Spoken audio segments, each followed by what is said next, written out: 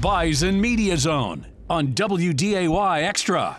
Welcome, everybody, to the Bison Media Zone on this Wednesday morning with the Forum's Jeff Kolpak. Good to see you back here on a Wednesday, my man. I know you've been busy, book signings and touring North Dakota. You're a busy man. You know, you just, you got to do what I appreciate you making some time for us today, which, heading into this particular week, I was like, well, it's Murray State week, but boy, it's a newsy week. There's plenty to decipher from Tim Policek's press conference yesterday. We'll get to the Racers here in a minute, but the win over the Jacks came at a cost, Jeffrey. The Bison lost two more players. Most notably, it's Cole Payton, backup quarterback, who was injured and seemed like almost an innocuous run that happened in the third quarter until you saw him get up and hold his right shoulder, and it turns out it's a tear in his labrum. Didn't really look like a pop, did it? Yeah, it just looked like a regular tackle, and he fell to the turf.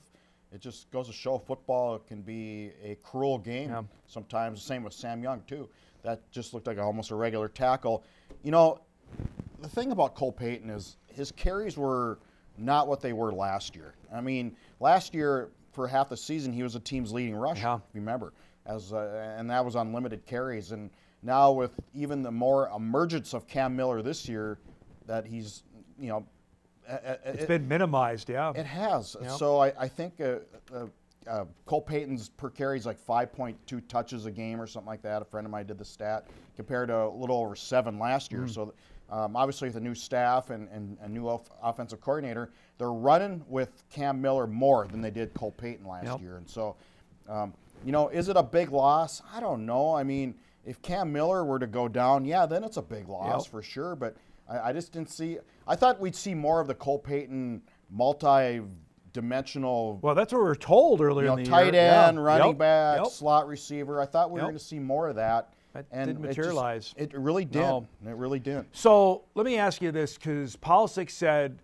you know, they had the surgery, or was going to have the surgery. He had conversations with all of his family and obviously the coaching staff as well.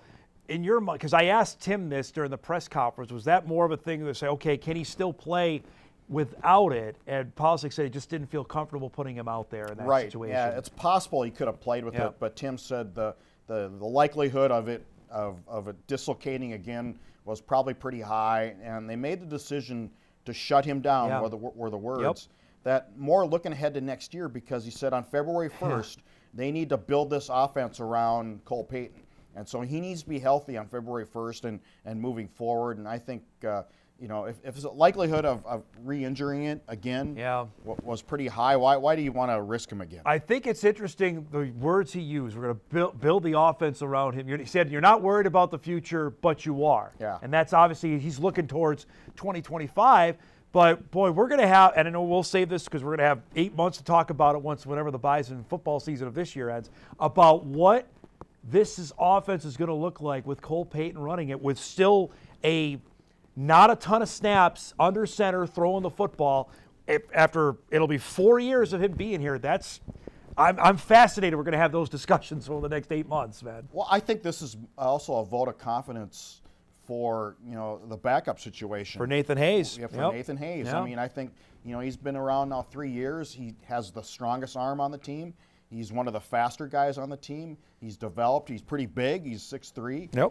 Looks the part, acts the part. I mean, and so the only thing he's lacking now is some repetitions. NDSU would like nothing better on Saturday to get a big lead and get Nathan Hayes in an extensive period of repetitions, because that's really, I think, all he's lacking right now. He looked good on that touchdown run he had earlier this season. You're going to see that here. Hayes, the young man, as Jeff said, 6'3", 205 pounds, from outside Chicago, from the same high school as Kelton McCaslin came from. It was almost a package deal.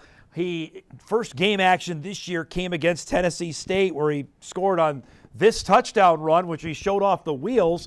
But we saw during the time we had during fall camp, he's got a huge arm. And you said it earlier, it's been said over, it's in the quarterback room. Cam Miller told me that Nathan's got the biggest arm on the team. We saw him obviously in the spring game as well. Obviously the game's going to play out however it's going to play out on Saturday. But if it goes a certain way, that if he can get in and actually throw and maybe get a couple chances to, boy, that would be the perfect scenario for the Bison on Saturday. Right, and you hope he just doesn't get in on Saturday if things play out the way they're expected to play out. And just hand the ball off. Just hand the ball off. Right. You know, yeah, that's all fine and dandy, but you like to see a guy get some game reps as far as throwing the ball. And, you know, I'll be honest, I've never talked to Nathan Hayes. I don't remember talking to him. He could be walking across this room right now, and I'd go, who's that? Well, we're going to know him now. I guess, yeah. And that's the thing where Polisic told us, I want to say in August, that he really liked the situation. If Peyton were to be flexed out at other positions, he felt really good about his quarterback situation, speaking to Hayes and what he saw from the time he got here in December to August. And then again, that's why they decided to use Cole Payton, or at least attempted to in a bigger role. I mean, Cole was on punt coverage team. He did. It's because they felt pretty comfortable with Nathan Hayes should Cole Payton go down, and that's exactly what has happened. Now, the other injury you mentioned is to Sam Young, another defensive starter that is going to be done for the season. It's a torn pectoral muscle. You feel for a guy in his 6th year that fought the way he did. I know you visited with Sam and his family last year prior to the start of last season. He became maybe the most invaluable member of the Bison defense, certainly since Valley play has started. Well, I think he's almost, this year he's the most improved based on his position switch more than anything. Yep. And again, a veteran guy where they're going to miss him the most, because I think Jalen Crumby, who's going to start on Saturday, redshirt freshman, is just as talented. I think he's just as good in that regard.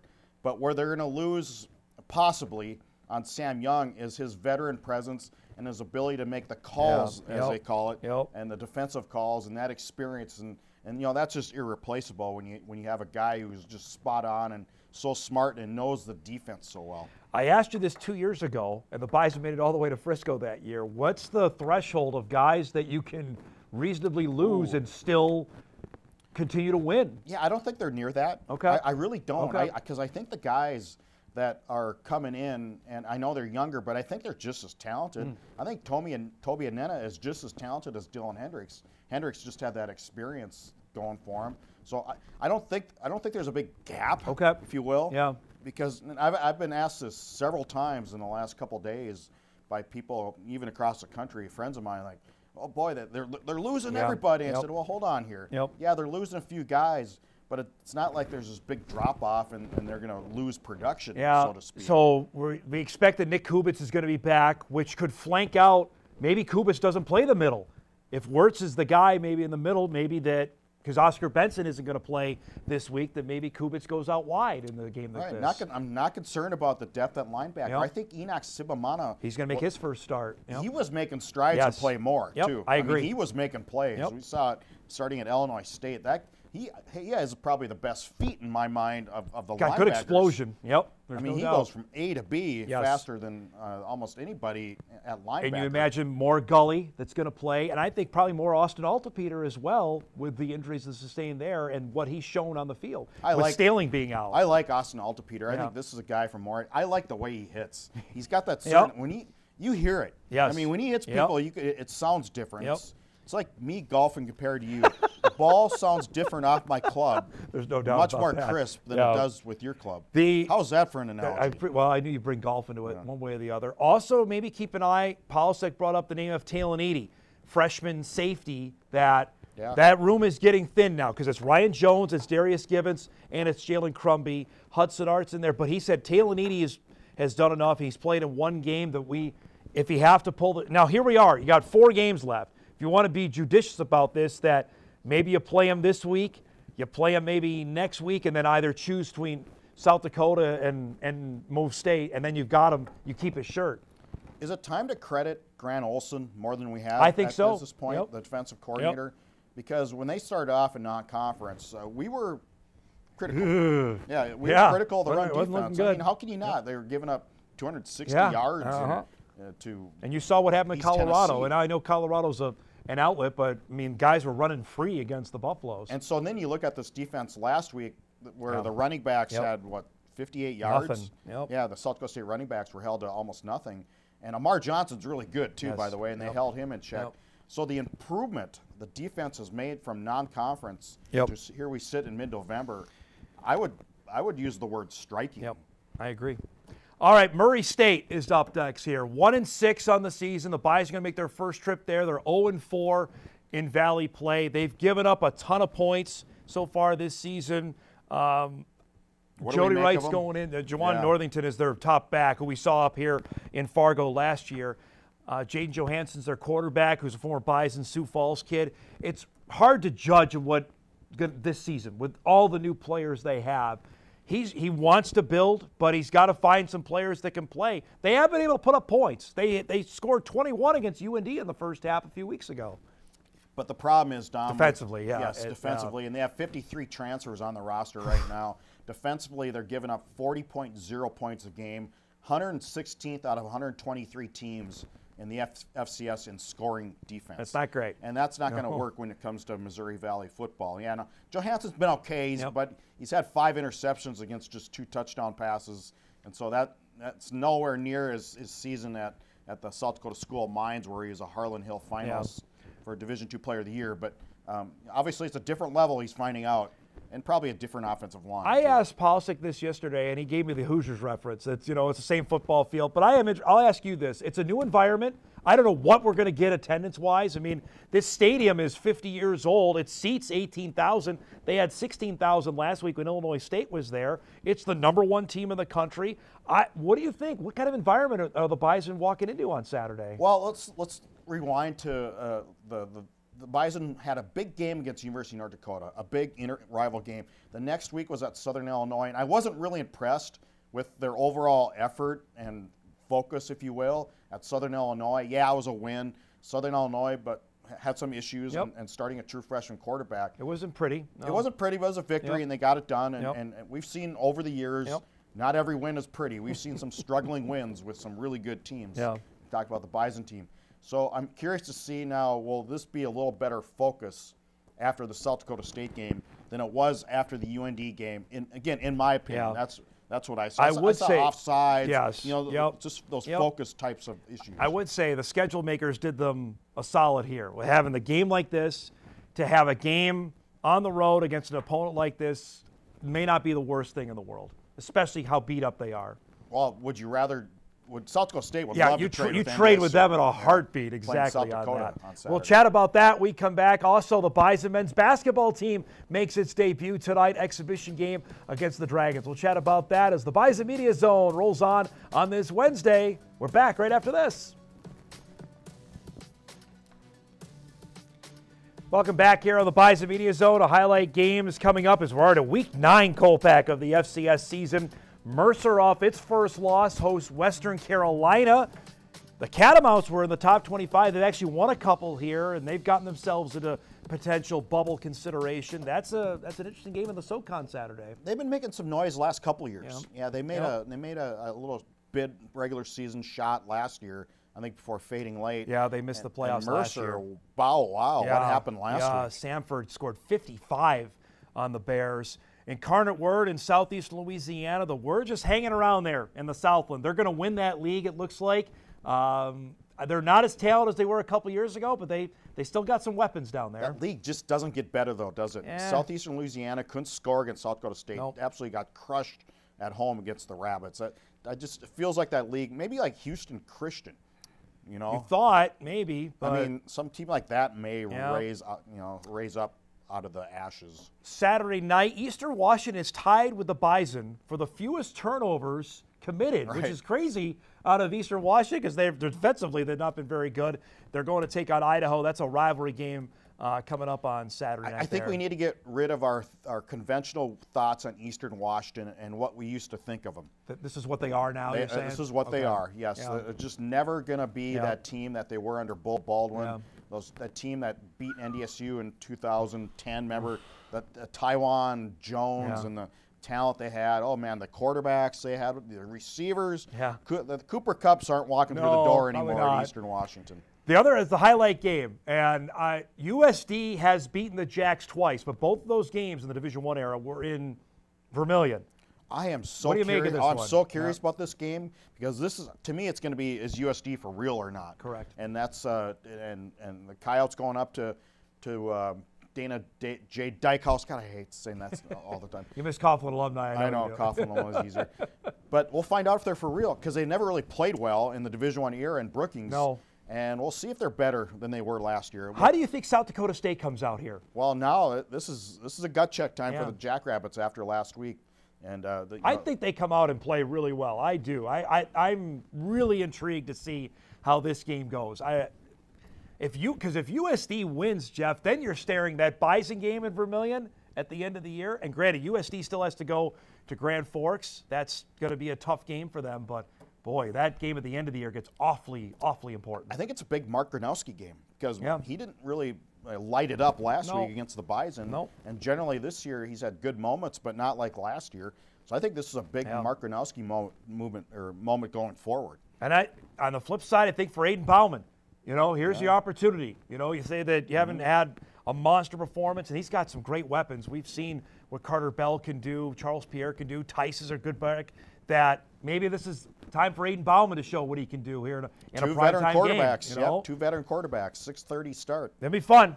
Coming up Saturday night, that game's on ESPNU. I'm looking forward to tonight. The Bison men's basketball team will take the lid off a new season with the Dragons. MSU Moore, the first time they're going to play in 12 years. You might need name tags for this Bison men's basketball roster with 8 new players on it, 7 returning guys.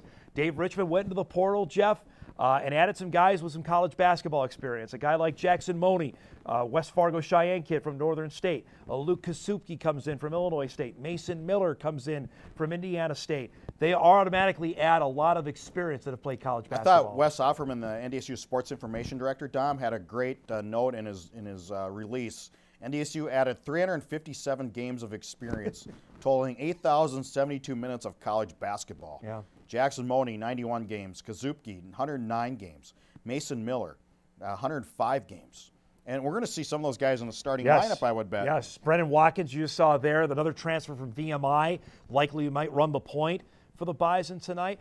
This alone, I think, is a perfect time to do this, to play the Dragons. With football playing Murray, and it's Murray. If you want to get a jump start and get people excited about Bison basketball, Jeff, this is the perfect way to do it. Yep, and this is the start of a philosophical change for one Dave Richmond from going strictly high school development program to now accepting the ways of the world of the portal.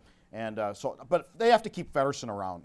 And I think that'll be one of the targets of the Green and Gold Collective is keeping a guy like a 6'10" who will be probably targeted after this season if he has a good year. And everything we've heard in the offseason is Feddersen has had a great summer and ready to take that next step forward, because it was so not like any Bison teams of Dave Richmond where they normally get better in February and into March. They didn't last year. That was readily evident as you watched that team play last year. And so what's the attendance going to be tonight? You're saying 2,000? I would hope. Yeah. And it's a Wednesday, I get it, but the Dragons are a good team too. They've got some local talent.